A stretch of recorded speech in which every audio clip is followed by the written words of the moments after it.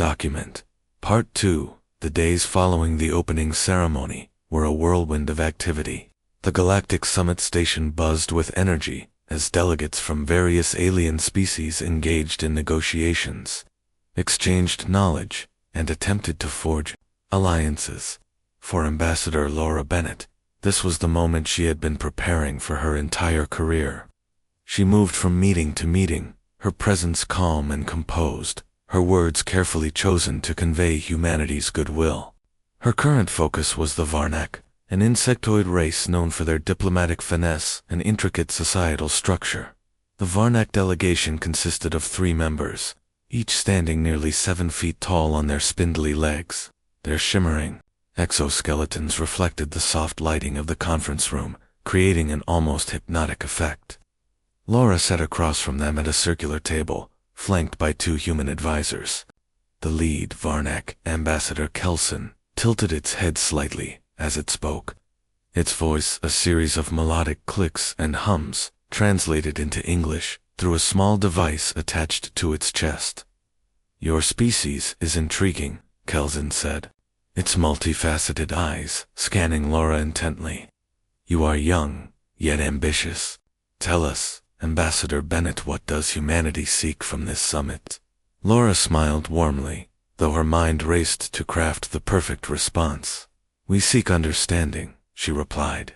"We want to learn from you, just as we hope you will learn from us. Humanity believes that cooperation can bring prosperity to all." Kelson made a clicking sound that might have been laughter or skepticism. "Understanding is valuable, but it must be earned. Trust is fragile, especially among those who are strangers." Laura nodded, appreciating the subtle warning embedded in the statement. "We agree. That is why we are here to build bridges, not walls." As the conversation continued, Daniel Carter watched from a distance. He stood near the entrance of the conference room, his arms crossed, and his expression unreadable. Though he wasn't directly involved in the negotiations, he kept a close eye on every interaction. Something about the Varnak unsettled him, not because they were hostile, but because they seemed too polished. Every word they spoke felt calculated, every gesture deliberate. It reminded him of a chess player thinking several moves ahead. Nearby, Lieutenant Ryan Holt leaned against the wall, scrolling through data on his tablet. When Daniel approached, Ryan glanced up, his sharp green eyes locking onto Daniel's face. "Anything interesting?" Daniel asked quietly. Ryan shook his head. "Not much new since yesterday, but I've noticed something odd. The Varnak keep requesting private meetings with other delegations. They're playing both sides, talking to us, while also cozying up to the Krill." Daniel frowned. The Krill were a reptilian species notorious for their aggression and territorial nature. If the Varnak were aligning themselves with the Krill, it could spell trouble for humanity. "Do we know what they're discussing in these meetings?" he asked. Ryan hesitated before answering. "Not exactly. Their communications are heavily encrypted. But," he paused, tapping a few buttons on his tablet. A grainy image appeared, a blurry photograph of a document written in an alien script. "One of our analysts managed to partially decode a message. It mentions Earth and it doesn't sound friendly." Daniel studied the image, his stomach tightening. The implications were clear.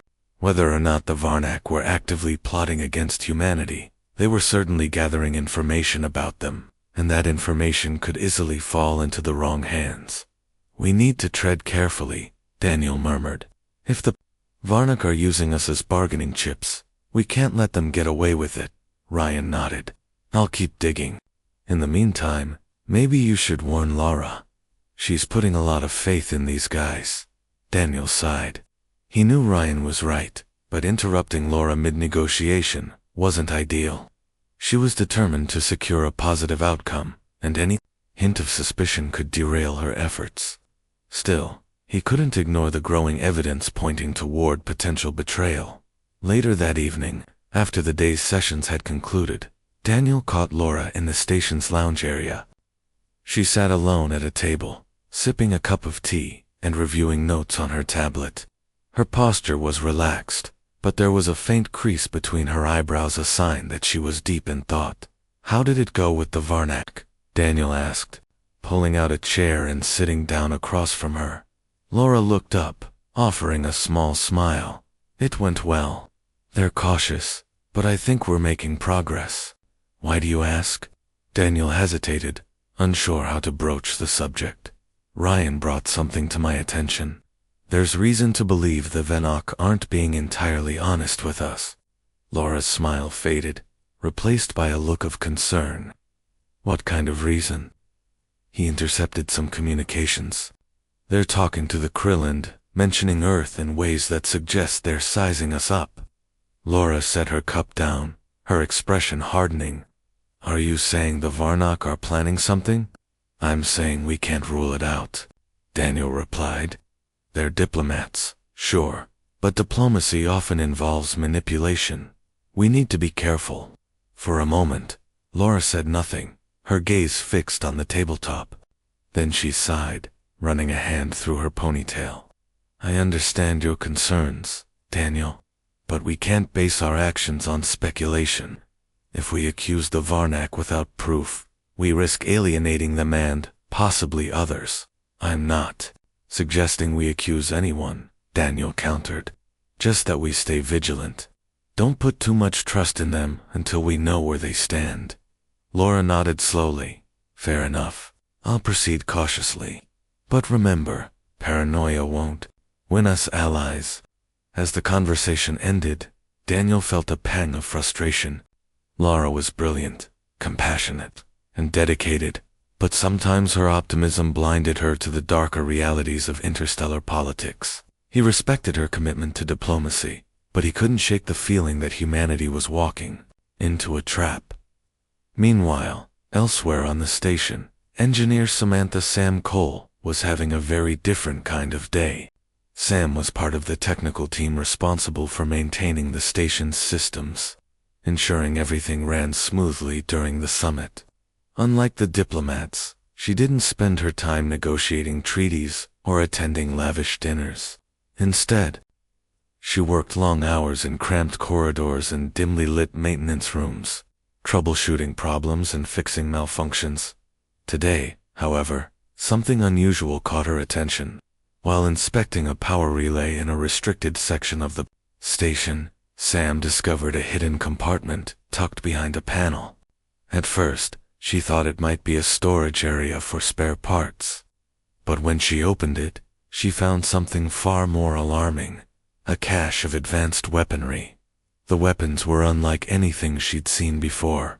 Sleek and compact, they emitted a faint hum, as if alive. Each one bore the insignia of the Krill, a jagged symbol resembling a serpent coiled around a star. Sam's heart raced as she realized what this meant. Someone had smuggled these weapons aboard the station, likely intending to use them for sabotage, or worse, quickly. Sam activated her wrist-mounted recorder and began documenting everything. She snapped photos of the weapons, noting their design and placement. As she worked, she heard footsteps approaching from down the corridor.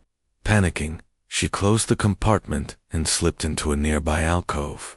Pressing herself flat against the wall, two figures passed by, speaking in hushed tones. One of them was a Krill soldier, its scaly skin glinting under the fluorescent lights. The other was a human, a man wearing a technician's uniform. Sam recognized him immediately. Ethan Brooks, a junior engineer assigned to her team. She held her breath, watching as they disappeared around a corner. Once the coast was clear, Sam hurried back to her quarters, her mind racing. What was Ethan doing with the Krill? And why were they hiding weapons on the station? Whatever the answers, one thing was certain: someone aboard the station was working against humanity. Sam knew she had to report her findings, but to whom? Telling the wrong person could put her in danger. After weighing her options, she decided to contact Daniel Carter. He was a commander, yes, but more importantly, he struck her as someone who would take her seriously. She sent him a brief message, requesting a private meeting, then waited anxiously for his reply. When Daniel received the message, he was surprised but intrigued. Sam was reliable, competent, and not prone to exaggeration. If she said something was wrong, chances were good that it was. He agreed to meet her in an isolated section of the station later that night. By the time they met, Sam had gathered her thoughts and prepared to share everything she'd discovered. She handed Daniel her recording device, allowing him to review the evidence firsthand. As he scrolled through the images and listened to her account, his expression grew increasingly grim. "This changes things," Daniel said finally, handing the device back to her. "We need to act quickly, but discreetly. If word gets out, it could spark panic or worse." Sam nodded, relief washing over her now that someone else understood the gravity of the situation. "What do we do next?" "For now, keep this between us," Daniel instructed. "I'll inform Ryan and a few trusted officers, but no one else. We'll monitor the situation closely and figure out who's behind this." As they parted ways, Daniel felt a renewed sense of urgency. The galaxy might want peace, but humanity was already prepared for war. And if the coming days proved anything, it was that preparation might be the only thing keeping them alive. Document Part 1. In the year 2387, humanity had reached farther than anyone thought possible. The stars were no longer distant lights in the night sky, they were destinations. Humanity had built ships capable of traveling across vast distances, established colonies on distant planets, and even begun to make contact with alien civilizations. It was a time of great hope, but also great uncertainty. For years, Earth's leaders debated whether the galaxy would welcome humanity or see it as a threat.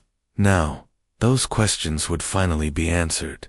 Commander Daniel Carter stood at the edge of the observation deck aboard the Galactic Summit Station.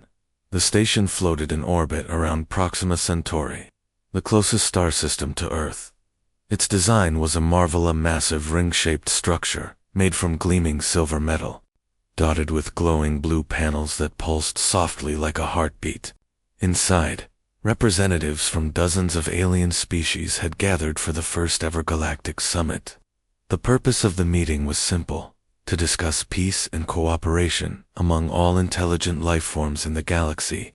But Daniel wasn't convinced it would go smoothly. He glanced down at his reflection in the glass. His dark hair was neatly trimmed, and his uniform bore the insignia of Earth's newly formed Interstellar Defense Force. He looked calm, professional, even confident, but inside, he felt uneasy. Years of training and experience told him something wasn't right. The aliens might talk about peace, but history had taught him that words often masked hidden agendas. And humanity, still relatively new to interstellar politics, was walking into unknown territory. Behind him, the doors slid open. With a soft hiss, Ambassador Laura Bennett stepped through, her heels clicking lightly against the floor. She carried herself with grace, her blonde hair tied back in a sleek ponytail. Her suit was immaculate dark blue with gold accents, and she wore an expression of quiet determination. Laura was one of Earth's most skilled diplomats, chosen specifically for this mission because of her ability to navigate tense situations. But even she couldn't ignore the undercurrent of tension that filled the air. "You look deep in thought," Laura said, stopping beside Daniel. Her voice was warm, though tinged with concern. "Is everything okay?" Daniel turned to face her, forcing a small smile. "Just thinking about what we're up against. This is uncharted territory for us, Laura. We've never done anything like this before." Laura nodded, her gaze drifting toward the view outside. Below them, ships of various shapes and sizes hovered near the station. Some were sleek and streamlined, others bulky and angular. Each design reflected the culture and technology of its creators. "I know it feels overwhelming," she admitted, "but we have to trust that our preparation will pay off. We didn't come here unprepared." She was right, of course. Humanity had spent decades preparing for this moment. Back on Earth, scientists, engineers, and military strategists worked tirelessly to ensure humanity could hold its own in the galaxy. Advanced weapons systems, cutting-edge spacecraft, and state-of-the-art communication networks had been developed in secret. Even now, fleets of warships waited in orbit around key star systems, ready to respond if things turned sour. But despite all the planning, Daniel couldn't shake the feeling that they were missing something. As they stood there, a group of delegates passed by. They were members of the Varnock delegation, an insectoid species known for their intelligence and diplomatic skill. Their bodies shimmered faintly, covered in iridescent scales that shifted colors depending on the angle of light. One of them paused, tilting its head slightly, as if studying Daniel and Laura. Then, without a word, it continued following the others down the corridor.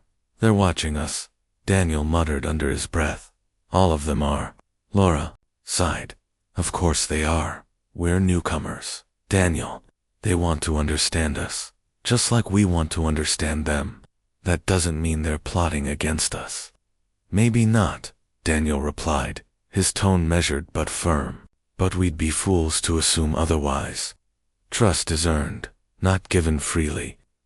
Before Laura could respond, another figure approached them. Lieutenant Ryan Holt, head of intelligence aboard the human flagship Eclipse, walked briskly toward them. His short brown hair was slightly disheveled, and his uniform jacket looked as though it hadn't been smoothed out in hours. He carried a datapad in one hand, his fingers tapping rapidly on the screen. When he reached them, he stopped abruptly, his sharp green eyes locking onto Daniel's. "We need to talk," Ryan said, his voice low and urgent. Privately, Daniel exchanged a glance with Laura, who raised an eyebrow but nodded. "Go ahead," she said. "I'll handle things here." With that, Daniel followed Ryan to a secluded corner of the observation deck. Once they were out of earshot, Ryan handed over the datapad. On the screen was a series of encrypted messages intercepted from nearby alien vessels. Daniel scanned the text quickly, his brow furrowing deeper with each passing second. "What is this?" he asked, his voice barely above a whisper. "It's evidence," Ryan replied grimly. "Several factions are communicating covertly. From what I can tell, they're discussing plans. Plans involving Earth." Daniel's jaw tightened. "Are you saying they're planning an attack?" Ryan hesitated, then shook his head. "Not necessarily. At least, not yet. But they're definitely talking about humanity and, not in a good way. Some of them seem to think we're too ambitious, too unpredictable. Others are outright hostile." Daniel exhaled slowly, running a hand over his face. This was exactly what he had feared. For all their talk of peace, some of these aliens saw humanity as a threat, and if they decided to act on that perception, we can't jump to conclusions, Daniel said finally. "Not until we have more concrete proof. If we accuse them based on speculation, we'll only confirm their worst suspicions about us." "I agree," Ryan said, "but we can't ignore this either. I've already alerted Earth Command. They're analyzing the data now. In the meantime, we need to stay vigilant." Daniel nodded. "Keep monitoring their communications, and tighten security protocols aboard the station. I don't want any surprises." "Yes, sir," Ryan said, snapping a quick salute before turning to leave. As Daniel returned to Laura, he found her engaged in conversation with two other human delegates. Both were scientists assigned to observe and document the summit proceedings. They spoke animatedly about the potential benefits of collaboration with alien species, their excitement palpable. Watching them, Daniel felt a pang of guilt. These people genuinely believed in the possibility of peace. How could he dampen their spirits with warnings of danger? For now, he decided to keep the information to himself. There was no point in alarming everyone without solid evidence. Still, as the day wore on, and the delegates began gathering for the opening ceremony, Daniel couldn't help but feel a growing sense of unease. The galaxy wanted peace, but humans were already prepared for war, whether they liked it or not. The lines between diplomacy and conflict were thinner than anyone realized. As the ceremony commenced, Daniel took his seat alongside Laura and the rest of the human delegation. The room buzzed with activity as representatives from countless species filed in, each taking their designated spots. Above them, holographic displays projected images of galaxies, stars, and planets, symbolizing unity and cooperation. A towering, alien figure, identified as the leader of the host faction, stepped forward to address the assembly. "Today marks a new chapter in our shared history," the alien declared, its voice resonating throughout the chamber. "Let us strive together for a future free of conflict." Applause erupted from the crowd, echoing off the walls. Daniel clapped politely, though his mind remained elsewhere. Peace sounded wonderful in theory, but in practice, it required trust. And trust, as Daniel knew all too well, was the rarest commodity in the universe. Document Part 3. The discovery of the hidden weapons weighed heavily on Daniel Carter's mind. He had spent hours reviewing Sam Cole's recordings, analyzing every detail to piece together what was happening aboard the Galactic Summit Station. The presence of Krill weaponry suggested a plot far more dangerous than simple espionage. If the Krill were planning an attack, or worse, if they were working with someone inside the human delegation, then humanity was in serious trouble. Daniel decided it was time to confront the Krill ambassador directly. It wasn't a move he took lightly. Accusing another species without concrete evidence could escalate tensions and undermine the summit's fragile peace. But Daniel believed that sometimes bold actions were necessary to uncover the truth. He requested a private meeting with Ambassador Zorok, the leader of the Krill delegation, under the pretense of discussing trade agreements. Laura Bennett, upon hearing about the plan, strongly opposed it. "Are you insane?" Laura hissed when Daniel informed her of his intentions. "You can't just accuse the Krill of smuggling weapons onto the station. We have no proof that ties them directly to this." "We don't need proof to ask questions," Daniel replied calmly. "If they're innocent, they'll deny it. If they're guilty, their reaction will tell us everything we need to know." Laura crossed her arms, frustration evident on her face. "And what happens if they call your bluff? What if they walk away from the summit entirely? Do you realize how much damage that would do to our reputation?" "I'm not bluffing," Daniel said firmly. "We know there are weapons here, and if the Krill are involved, we need to find out why before it's too late." Reluctantly, Laura agreed to let him proceed, but only if she accompanied him to the meeting. "If you're going to do this, I'm coming with you," she insisted. "Someone needs to keep things civil." The meeting took place in a small conference room near the center of the station. Zorok, the Krill ambassador, arrived flanked by two of his guards. His scales gleamed a deep emerald green, and his golden eyes narrowed as he entered the room. Unlike the Varnak, who exuded an air of calculated diplomacy, Zorak radiated raw power and authority. Every movement he made seemed deliberate, every word carefully chosen. "Ambassador Bennett," Zorak said, his voice low and gravelly. "Commander Carter, to what do I owe this unexpected visit?" Laura stepped forward, offering a polite smile. "Thank you for agreeing to meet with us, Ambassador. We wanted to discuss potential areas of cooperation between our species. Humanity values mutual understanding and seeks to strengthen ties wherever possible." Zorak tilted his head slightly, his expression unreadable. "Cooperation is admirable. However, I sense there is more to this conversation than meets the eye." Daniel leaned forward, his tone measured but firm. "You're right. There is something we need to address. Recent events have raised concerns about the safety of this summit and your role in it." Zorak's eyes narrowed further, and his tail flicked irritably behind him. "Explain yourself." "We've uncovered evidence of advanced weaponry hidden aboard this station," Daniel continued. "Weapons bearing your insignia. Care to comment?" For a moment, there was silence. Zorak stared at Daniel, his gaze piercing. Then, unexpectedly, He chuckled, a deep, rumbling sound that echoed through the room. Clever, he said, but misguided. Those weapons are not ours. That's hard to believe, Laura interjected. They bear your mark. Why else would they be here? Zorak's amusement faded, replaced by a cold intensity. Perhaps because someone wishes to discredit us. The galaxy is full of opportunists who seek to exploit fear and mistrust. Do not mistake our pride for foolishness, Ambassador. The Krill value honor above all else. We would never smuggle weapons into a place meant for peace. His words carried weight, but Daniel wasn't convinced. Then help us find out who did this, he pressed.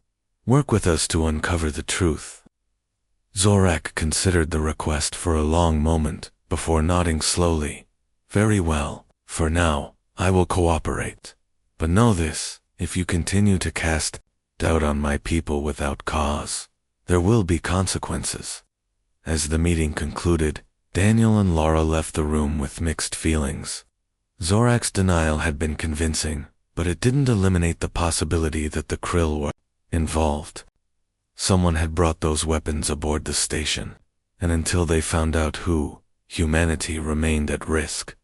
Later that evening, Daniel met with Ryan Holt and a small group of trusted officers to strategize their next steps.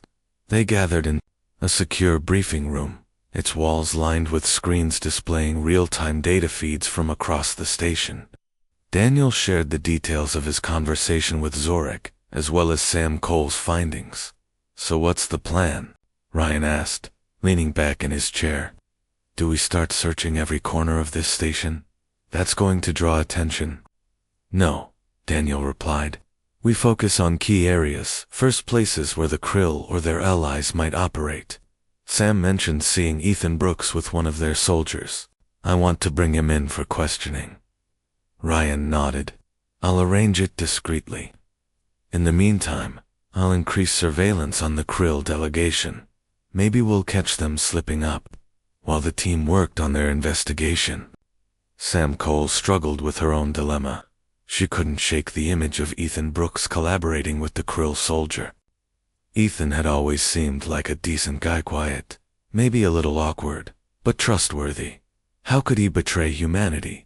Was he acting under duress, or had he willingly sided with the enemy?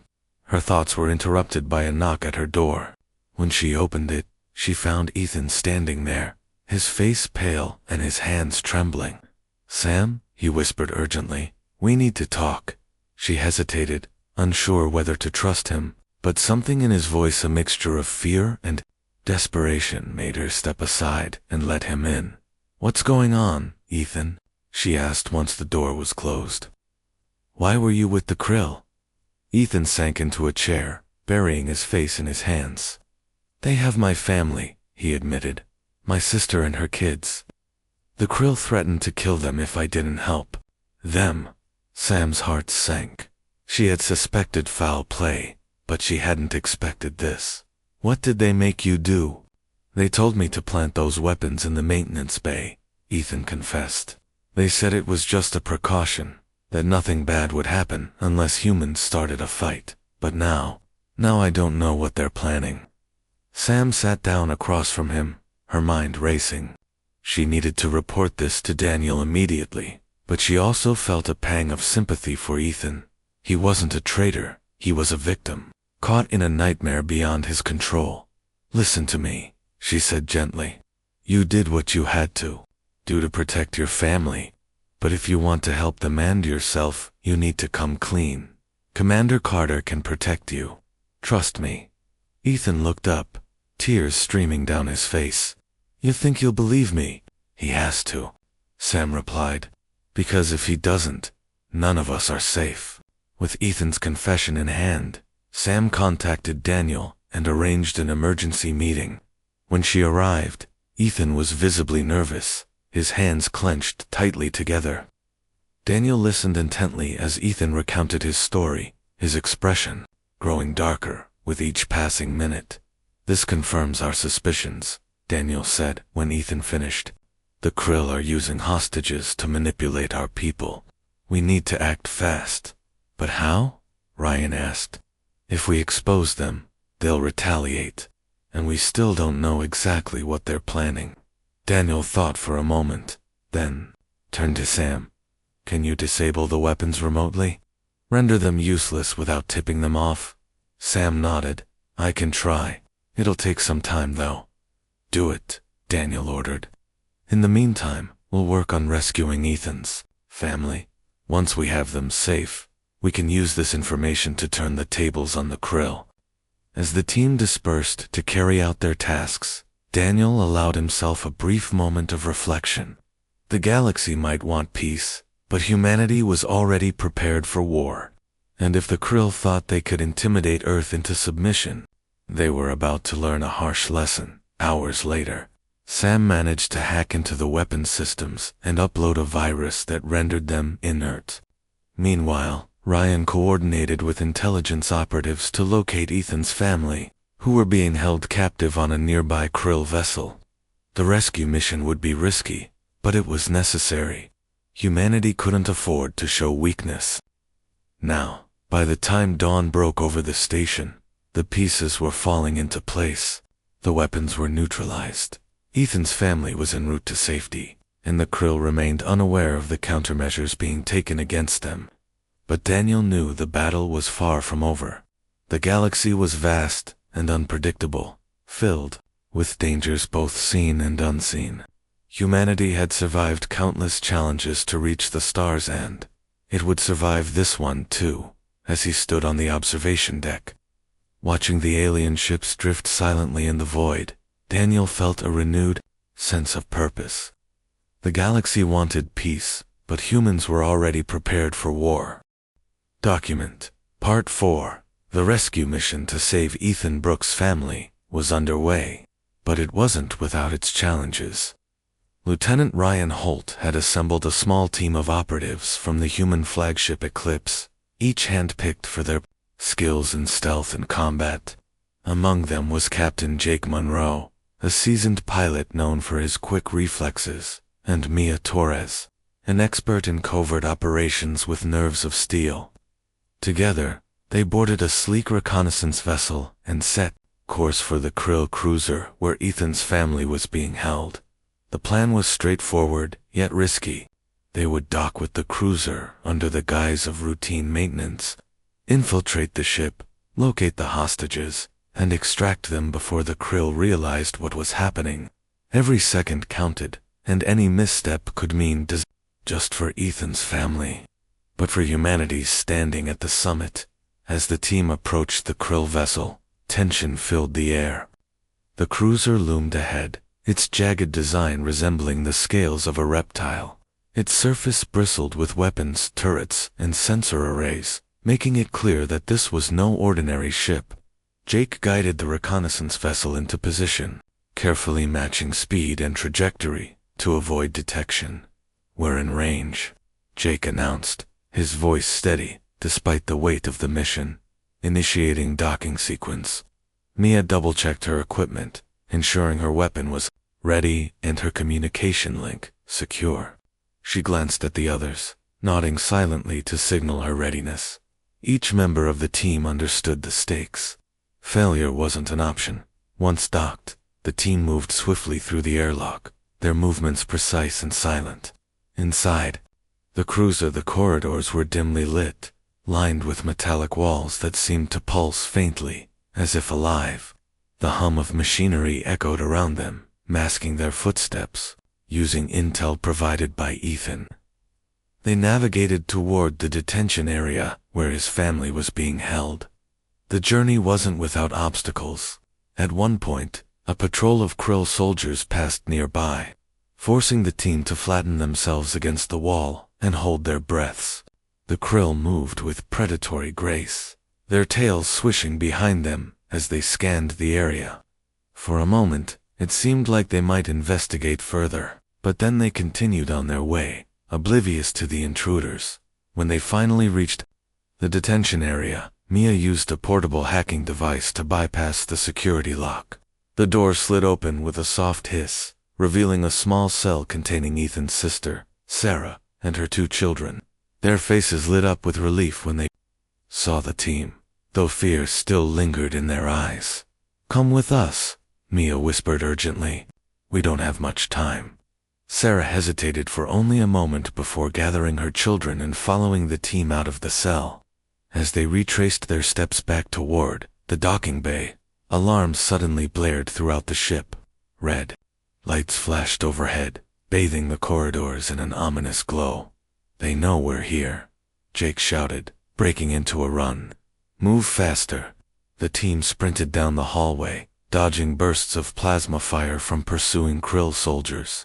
Mia returned fire with precision, taking down several enemies, while covering the group's retreat. Behind them, explosions rocked the cruiser as automated defenses activated, sealing off sections of the ship in an attempt to trap them. "Take the next corridor," Ryan yelled, pointing to a narrow passageway branching off to the left.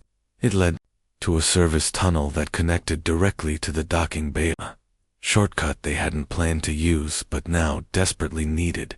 Jake took the lead, guiding everyone through the cramped tunnel. The sound of gunfire grew distant as they put more distance between themselves and their pursuers. Finally, they emerged into the docking bay, where the reconnaissance vessel awaited them. Jake sprinted to the cockpit, firing up the engines, while Mia ushered Sarah and the children aboard. "Go, go, go," Ryan barked as he climbed inside, slamming the hatch shut behind him. The ship lifted off, just as a squad of Krill soldiers stormed into the bay. Plasma bolts ricocheted off the hull, as Jake maneuvered the vessel out of the cruiser's grasp. With a final burst of speed, they broke free and entered open space, leaving the enemy ship far behind. Back aboard the Galactic Summit Station, Daniel Carter monitored the operation remotely. His heart pounded as updates streamed in from the team. When confirmation came that Ethan's family was safe, he allowed himself a brief sigh of relief. It was a victory, albeit a small one, but it gave humanity leverage in the brewing conflict. Meanwhile, Laura Bennett worked tirelessly to maintain the illusion of diplomacy. Unaware of the rescue mission or the discovery of the weapons, most delegates continued attending sessions and engaging in negotiations. Laura seized the opportunity to strengthen alliances with neutral factions, particularly the Xenar, a species that had expressed interest in collaborating with humanity. During one such meeting, Laura found herself seated across from Admiral Kale, the leader of the Xenar delegation. Kale was an imposing figure, his towering frame clad in armor that shimmered like liquid metal. Unlike the Varnak or the Krill, the Xenar exuded a sense of quiet strength, their presence commanding respect without intimidation. "Ambassador Bennett," Kale said, his deep voice resonating like rolling thunder, "your species has shown remarkable resilience. Few newcomers adapt so quickly to the complexities of galactic politics." "Thank you, Admiral," Laura replied, smiling warmly. "We've learned much from our interactions here, but I must admit, there are challenges we're still navigating." Kale tilted his head slightly, his glowing eyes narrowing. "Challenges are inevitable. What matters is how you face them. Are you prepared to meet adversity with courage?" Laura hesitated, sensing the underlying meaning in his words. Was he testing her, or offering advice? "We believe in finding solutions through dialogue," she said carefully. "But we also understand the importance of protecting ourselves and our allies." Kale nodded approvingly. "Wisdom and strength, a rare combination. Perhaps our peoples can benefit from closer ties." Before Laura could respond, the station's intercom crackled to life, interrupting the conversation. "Attention all delegates," a calm voice announced. "Due to unforeseen circumstances, today's sessions will conclude early. Please return to your quarters until further notice."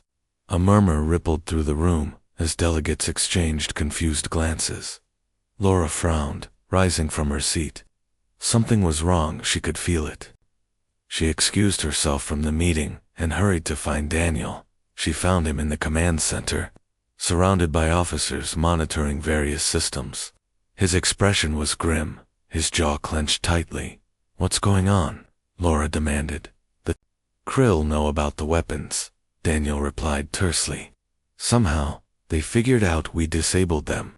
Now they're accusing us of sabotage.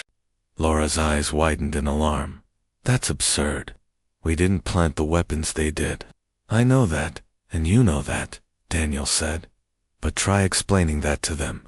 They've already called for an emergency assembly. Minutes later, representatives from every faction gathered in the main hall. Tension hung thick in the air as Ambassador Zorak stepped forward, his golden eyes blazing with fury. Humans have crossed a line, he declared, his voice echoing through the chamber. They tampered with property belonging to my people. This act of aggression cannot go unanswered. Gasps erupted from the crowd, followed by murmurs of disbelief.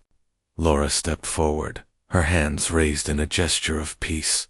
Ambassador Zorak, please listen. Those weapons were smuggled onto this station illegally.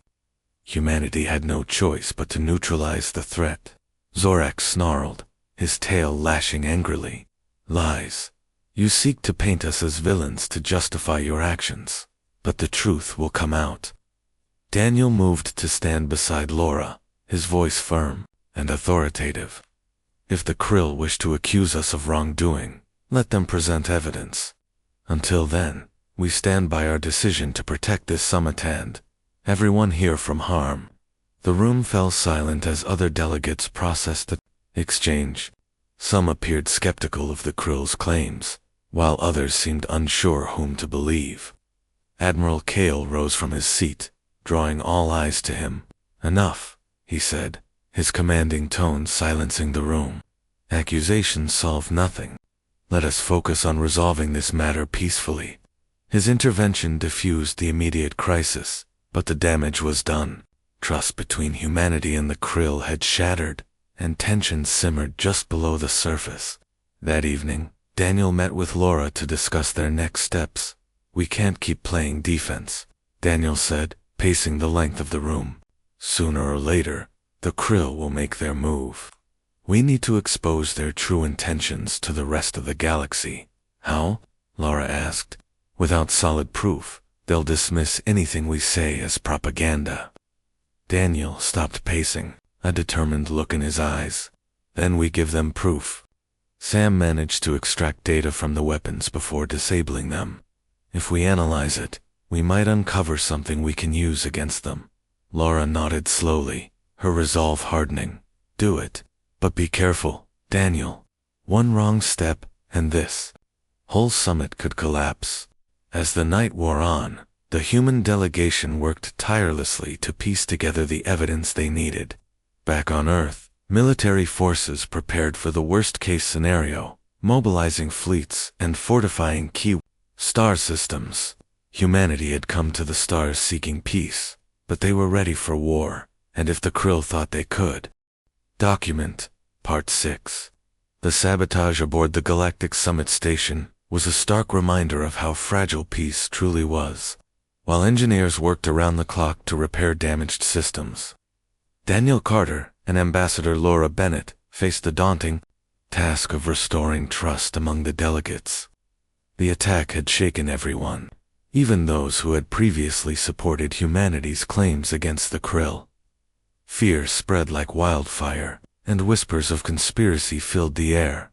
Daniel knew they couldn't afford to let the chaos spiral out of control. He called an emergency meeting with his closest advisors, Ryan Holt, Samantha Cole, and Captain Jake Monroe to discuss their next steps.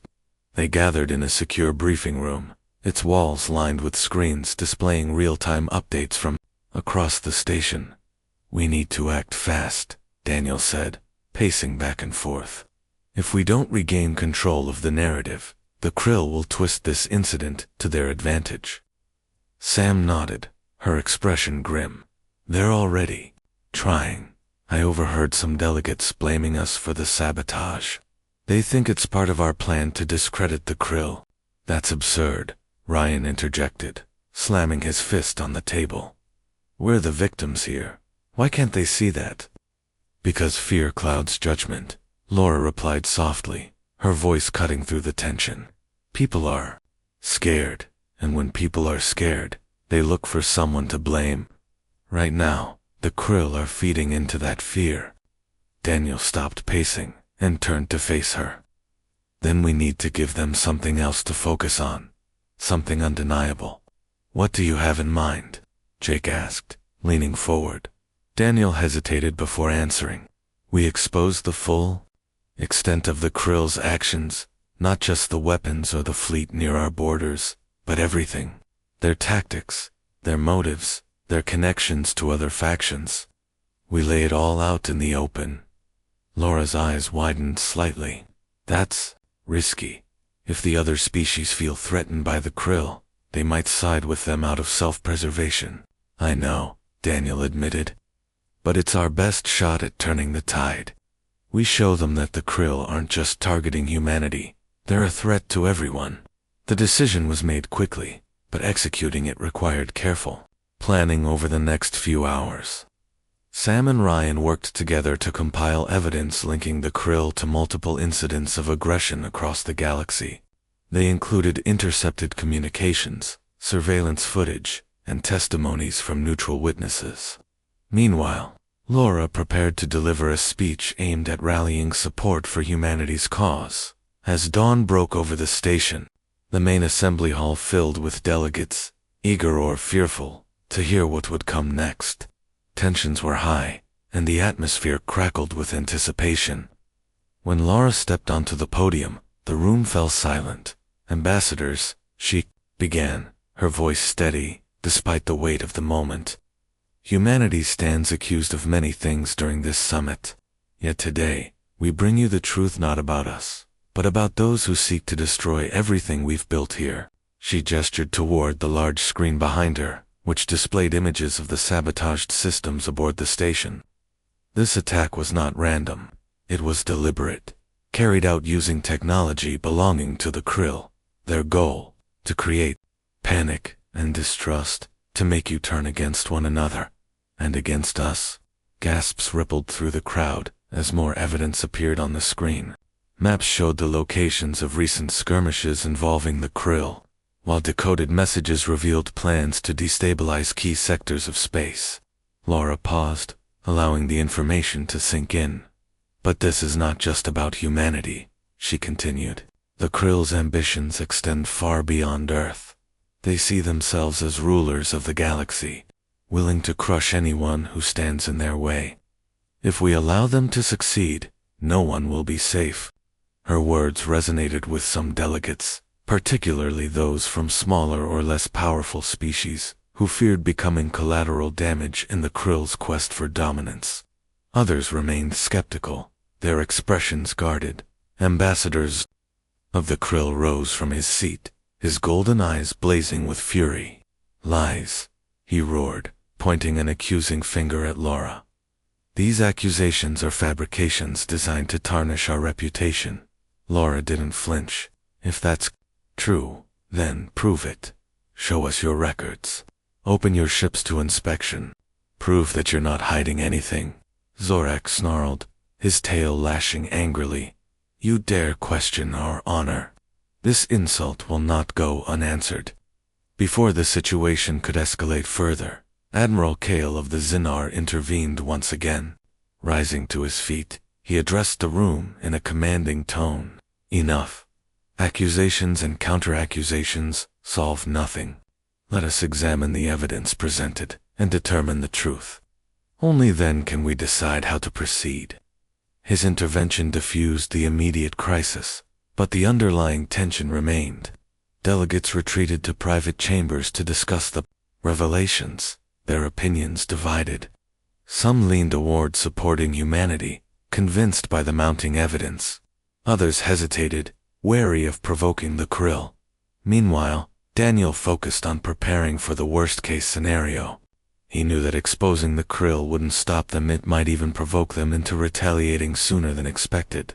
With this in mind, he contacted Earth Command to initiate a contingency plan codenamed Operation Eclipse. Fleets of heavily armed warships began mobilizing in secret, positioning themselves along key star systems to defend against potential attacks. Back aboard the station, Sam worked tirelessly to strengthen the station's defenses. She coordinated with engineering teams to install additional security measures, including automated turrets and reinforced bulkheads. Though exhausted, she refused to rest until every possible precaution had been taken. "You're pushing yourself too hard," Ryan said one evening as they reviewed system upgrades in the lab. "You need sleep." Sam shook her head, her fingers flying over the keyboard. "There's no time. If the krill strike again, I want to be ready." Ryan sighed, but didn't argue. He knew better than to try convincing her otherwise. Instead, he helped her run diagnostics on the new systems, ensuring they functioned flawlessly. As days passed, the summit teetered on the brink of collapse. Negotiations stalled, and tempers flared. The krill delegation withdrew from most sessions, isolating themselves from the rest of the delegates. Rumors swirled about their next move, fueling paranoia and mistrust. In a desperate bid to salvage the summit, Laura proposed a final resolution, a binding agreement, requiring all factions to submit to independent inspections of their vessels and territories. The proposal sparked heated debate, with some species embracing the idea as a step toward transparency, while others rejected it outright. Ultimately, the Council voted to adopt the resolution, but only after intense lobbying from Laura and her allies. The krill, predictably, refused to comply, citing violations of their sovereignty. Their defiance cemented suspicions about their true intentions. With the summit nearing its conclusion, delegates prepared to depart the station. Many expressed gratitude to humanity for exposing the krill's treachery, while others offered cautious support. But beneath the surface, alliances shifted, and old rivalries resurfaced. On the day of departure, Daniel stood on the observation deck, watching as ships of various shapes and sizes departed the station. His thoughts were heavy with uncertainty. Humanity had survived the summit, but at what cost? Laura joined him moments later, her expression weary yet determined. "It's over," she said quietly. "For now, at least." Daniel nodded, his gaze fixed on the stars. "Do you think we did enough?" "We gave them the truth," Laura replied. "Whether they choose to act on it is up to them." As the last ship disappeared into the void, Daniel felt a strange mix of relief and unease. The galaxy wanted peace, but humans were already prepared for war, and if the krill thought they could intimidate Earth into submission, they were about to learn just how wrong they were. Document. Part 5. The tension aboard the Galactic Summit Station had reached a breaking point. The accusation from the krill had cast a shadow over the summit, turning what was supposed to be a celebration of unity into a battleground of distrust. Delegates whispered in hallways, forming alliances and plotting strategies behind closed doors. Humanity found itself at the center of a storm, its every move scrutinized by both allies and enemies. Daniel Carter and Ambassador Laura Bennett worked tirelessly to manage the fallout. They knew the krill's claims were baseless, but proving innocence was harder than avoiding guilt. Publicly, they maintained a calm and diplomatic demeanor, attending meetings and addressing concerns with measured words. Privately, however, they were racing against time to uncover evidence that would expose the krill's true intentions. In one of the station's secure labs, Samantha Cole pored over the data extracted from the disabled weapons. Her workstation was cluttered with holographic displays, each showing lines of alien code and schematics of the weapon systems. She sipped cold coffee as she scrolled through the information, her eyes scanning for anything unusual. "Anything yet?" Ryan Holt asked, stepping into the lab. He carried a tablet under his arm, his expression tense. Sam shook her head without looking up. "Not much. The encryption is tough to crack. Whoever designed these weapons didn't want anyone snooping around." Ryan sighed, leaning against the wall. "We don't have much time. If we don't find something soon, the krill will push their narrative even harder. And if other factions believe them—" "I know," Sam interrupted, her voice sharp with frustration. But this isn't something I can rush. If I make a mistake, we could lose whatever clues are buried here. Ryan nodded, understanding her predicament. Keep at it. I'll handle things on my end. As Ryan left the lab, Sam returned to her work, determined to find answers. Hours passed, and just as fatigue began to set in, something caught her eye: a fragment of unencrypted text, hidden deep within the code. It was short, almost cryptic, but it mentioned coordinates. Sam's heart raced as she cross-referenced the numbers with star charts stored in the station's database. The coordinates pointed to a remote sector of space near the edge of human territory. She immediately contacted Daniel, who arrived within minutes. "What did you find?" he asked, his tone urgent. "These coordinates," Sam explained, pointing to the screen. "They're not random. They match a location where the krill have been spotted recently. Whatever they're planning, it's tied to this area." Daniel studied the display, his mind racing. "Good work, Sam. This could be exactly what we need." Meanwhile, Laura Bennett faced a different kind of challenge. Rumors about the krill's accusations had spread throughout the station, fueling suspicion among the delegates. Some species sided with the krill, eager to distance themselves from humanity. Others remained neutral, unwilling to take sides until more facts emerged. Laura spent hours meeting with key figures, trying to sway opinion in humanity's favor. One such meeting took place with Admiral Kale of the Xenar. The towering alien sat across from her in a private conference room, his glowing eyes fixed on her face. "Ambassador Bennett," he said, his voice low and steady, "your people stand accused of grave misconduct. Yet you insist on your innocence. Why should others believe you?" Laura met his gaze, her expression calm but resolute. "Because the truth matters, Admiral. Humanity has always sought peace, but we will not stand idly by while others endanger this summit or our future. We believe the krill are using this incident to further their own agenda, and we intend to prove it." Kale tilted his head slightly, considering her words. "Proof is essential. Without it, your arguments hold little weight." "We understand that," Laura replied, "and we are close to obtaining the evidence we need. Until then, I ask for patience and trust." Kale remained silent for a moment before nodding slowly. "Very well, but know this: trust is fragile, and time is short." While Laura navigated the political minefield, Daniel focused on preparing for the worst-case scenario. He assembled a small team, including Ryan Holt and Captain Jake Monroe, to investigate the coordinates Sam had uncovered. Their mission was simple: gather intelligence and confirm. Whether the krill were planning an attack, the team boarded a stealth reconnaissance vessel and set course for the designated sector. The journey was long and uneventful, giving them ample time to discuss strategy. As they approached the coordinates, the ship's sensors detected unusual activity: a cluster of vessels hiding in the shadow of a nearby asteroid field. "That's them," Jake muttered, adjusting the controls to maintain a safe distance. "Looks like a staging ground." Through the viewport, they observed several krill warships, their jagged designs unmistakable. Smaller transports moved between the larger vessels, carrying supplies and personnel. It was clear that the krill were preparing for something significant. "What do you think they're up to?"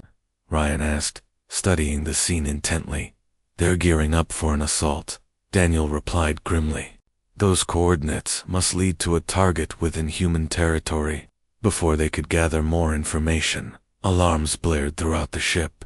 A krill patrol had detected their presence and was closing in fast. Jake reacted instantly, maneuvering the vessel into a tight spiral to evade enemy fire. "Hold on," he shouted as the ship rocked violently from an impact. Plasma bolts streaked past the cockpit, narrowly missing them. "We need to get out of here," Ryan yelled, gripping his seat tightly. Jake pushed the engines to their limit, weaving through the asteroid field as the krill pursued them relentlessly. For several harrowing minutes, it seemed like escape was impossible. Then, with a final burst of speed, the reconnaissance vessel slipped into hyperspace, leaving the enemy far behind. Back aboard the station, Daniel reported their findings to Laura. The Krill are massing forces near our borders, he explained. Whatever they're planning, it's big and it's aimed at us. Laura's face paled, but she quickly composed herself. Then we need to act now. We can't wait for them to strike first. Together, they devised a plan. Using the evidence gathered by Sam and the reconnaissance team, they would present their case to the summit's governing council. If successful, they hoped to rally enough support to isolate the Krill and prevent further escalation. The presentation took place in the main assembly hall, where representatives from every faction gathered to hear humanity's defense. Daniel stood at the podium, flanked by Laura and Sam. Behind them, a large screen displayed the data and images collected during their investigation. Ambassadors. Daniel began, addressing the crowded room. Humanity stands accused of sabotage by the Krill. But the truth is far more sinister. These weapons smuggled onto this station illegally were planted by the Krill themselves. Their purpose? To frame us and create chaos. Furthermore, we have discovered evidence of a Krill fleet amassing near our borders, poised to launch an attack. Gasps rippled through the audience as the implications sank in. Some delegates exchanged skeptical glances, while others leaned forward, intrigued. Laura stepped forward, taking over the presentation. We do not seek conflict, she said firmly, but we will not stand by while others plot against us. We urge all peaceful species to join us in condemning these actions and preventing further bloodshed. The room erupted into heated debate. Some supported humanity's claims, calling for immediate action against the Krill. Others demanded more proof, wary of jumping to conclusions. Amid the chaos, Admiral Kale rose from his seat, silencing the crowd with a single gesture. Enough, he commanded, his voice resonating through the chamber. This council was formed to foster peace, not sow division. Let us examine the evidence presented and determine the truth. Only then can justice prevail. His intervention bought humanity precious time. Over the next few days, the council reviewed the data, questioning witnesses and analyzing every detail. While opinions remained divided, many began to see the accusations for what they truly were: desperate attempt to shift blame and justify aggression. Yet, even as progress was made, danger loomed closer. Unknown to the humans, saboteurs had infiltrated the station, planting devices designed to disable critical systems. Late one night, disaster struck. Alarms blared as life support systems failed, plunging sections of the station into darkness. Panic spread as delegates scrambled to evacuate affected areas. In the chaos, Daniel and Laura worked together to restore order, coordinating with engineers and security teams to contain the situation. Among those working tirelessly was Sam Cole, who traced the source of the sabotage to a hidden control panel in the engineering bay. When she opened it, she found a device emitting a faint hum, the signature of Krill technology. This wasn't an accident, she muttered, snapping photos of the device before disabling it. It was deliberate. Her discovery confirmed their worst fears. The Krill were willing to go to extreme lengths to destabilize the summit. As Sam relayed the news to Daniel, he clenched his fists in frustration. They've declared war, he said bitterly. Not with armies, but with fear and chaos. Laura placed a hand on his shoulder, her expression grim but determined. Then let's show them we're ready. Humanity may be new to the stars, but we've faced challenges before and we've always risen to meet them. Peace, but humans were already prepared for war.